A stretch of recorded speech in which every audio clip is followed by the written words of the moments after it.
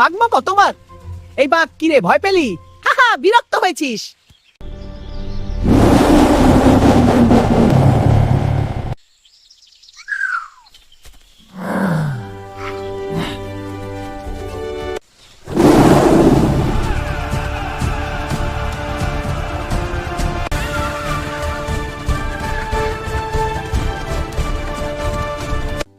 বাঘ মামা, এই নাও পাকা ফল। ধন্যবাদ বানর, খুব মিষ্টি।